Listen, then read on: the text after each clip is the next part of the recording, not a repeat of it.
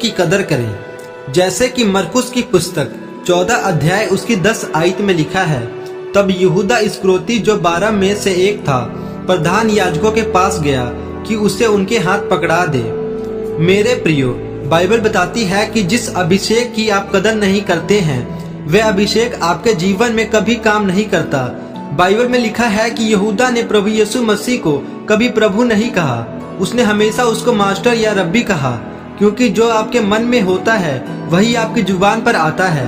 उसने सोचा था कि शायद प्रभु यीशु मसीह ने राजा बन जाना है और फिर मैं भी उनके साथ कोई मंत्री बन जाऊंगा। वो सोचता था कि शायद प्रभु यीशु मसीह ने एक दिन घोषणा कर देनी है कि चलो सब आओ और तलवारें लेकर लड़ना शुरू कर दो, क्योंकि वह पुराने नियम में ही विश्वास करता था, जबकि प्रभु यीशु मसीह नए नियम को स्थापित करना चाहते थे। उसने प्रभु यीशु मसीह को कभी प्रभु के रूप में नहीं देखा, इसलिए जब शैतान ने प्रभु यीशु मसीह को पकड़वाने के लिए उसे इस्तेमाल किया तो बाद में उसको इस शर्मिंदगी की वजह से मरना पड़ा।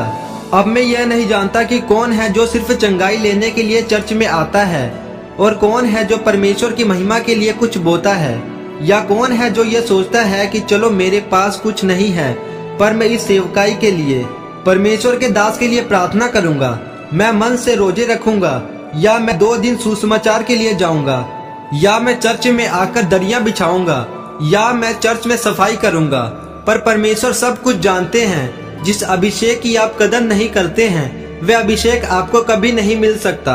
और इसलिए जब लोग परमेश्वर की महिमा के लिए सेवा नहीं करते हैं और अभिषेक की कदर नहीं करते हैं तो वह बाद में यह संदेश भेजते हैं कि मेरी मम्मी के लिए प्रार्थना करना, मेरे भाई के लिए प्रार्थना करना कि उसका कैंसर चला जाए, दुष्ट आत्मा चली जाए, पर कुछ नहीं जाता। इस तरह परमेश्वर के साथ रहने के बावजूद भी शैतान यहूदा को इस्तेमाल किया और वह गिर गया और सदा के लिए परमेश्वर की योजना से बाहर हो गया।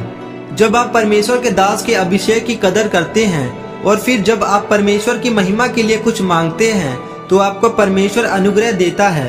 फिर आप परमेश्वर से जिस हिस्से में भी चंगाई को, छुटकारे को मांगते हैं तो परमेश्वर के दास का अभिषेक आपके जीवन में काम करता है और वह चंगाई, छुटकारा आपको मिलता है और आप आशीषित होते हैं। इस वचन के द्वारा परमेश्वर आपको आशीषित करे। आमीन।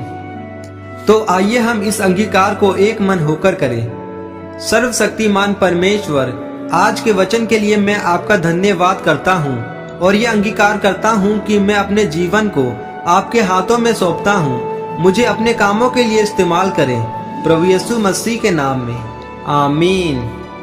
परमेश्वर आप सबको आज के इस वचन पर मनन करने के द्वारा आशीषित करे, आमीन। सबको जय मसीह की।